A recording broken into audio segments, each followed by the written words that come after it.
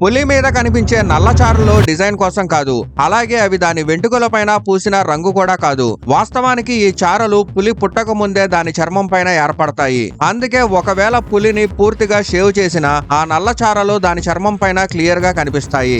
ఇంకా ప్రపంచంలో ఏ రెండు పులులకు ఒకేలా చారలు ఉండవు. మనుషుల వేలి ముద్రల మాదిరిగానే ప్రతి పులికి తనకంటూ ఒక ప్రత్యేకమైన చారల ప్యాటర్న్ ఉంటుంది. ఇదే కారణంగా అడవిలో పులిల్ని గుర్తించడానికి సైంటిస్టులు ఈ చారల ప్యాటర్న్ ఉపయోగిస్తారు. ఈ చారల మెయిన్ పని క్యామోఫ్లాజ్. అడవిలో ఉన్న గడ్డి, చెట్లు, పొదల మధ్య సూర్యకాంతి నీడల్లా కలిసిపోయి ఉంటాయి. పులి శరీరం పైన ఉన్న నల్ల, పసుపు చారలు ఈ నీడలతో కలిసిపోతాయి. దీంతో పులి అక్కడే ఉన్నా కూడా దాని వేట జంతువుకి అది కనిపించదు. రాత్రి సమయంలో ఈ చారలు కదులుతున్న నీడల్లా కనిపిస్తాయి. దీంతో వేట జంతువులు పులి ఎక్కడ ఉందో, ఎంత దూరంలో ఉందో, ఎటు నుంచి వస్తుందో అంచనా వేయలేవు.